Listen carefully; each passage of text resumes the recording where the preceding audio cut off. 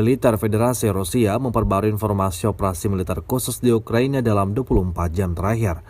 Juru bicara militer Rusia, Letnan Jenderal Igor Konashenkov, 8 Agustus merilis operasional taktis dan penerbangan tentara, pasukan rudal dan serangan artileri angkatan bersenjata Rusia terus berlanjut terhadap fasilitas militer di Ukraina.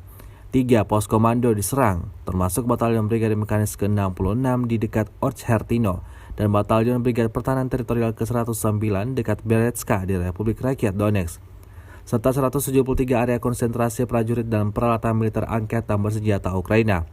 1 gudang senjata di mana 45.000 ton amunisi yang baru-baru ini dipasok ke angkatan bersenjata Ukraina oleh negara-negara NATO dihancurkan di dekat Voznesensk di wilayah Nikolaev. Secara total sebanyak 263 pesawat, 145 helikopter, 1.701 kendaraan udara tak berawak, 362 rudal permukaan ke udara angkatan bersenjata Ukraina dieliminir.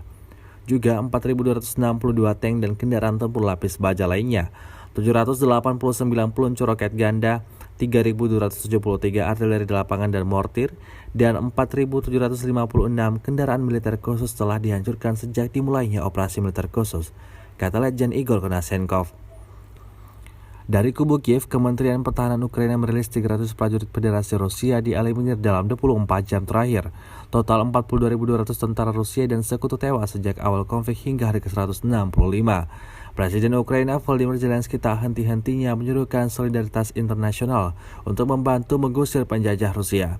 Bantuan kemanusiaan dan militer terus berdatangan ke Kiev. Terbaru, Kemenhan Ukraina merilis bantuan kemanusiaan dan militer dari Amerika Serikat sudah tiba. Zelensky kian optimis mengusir pasukan Vladimir Putin.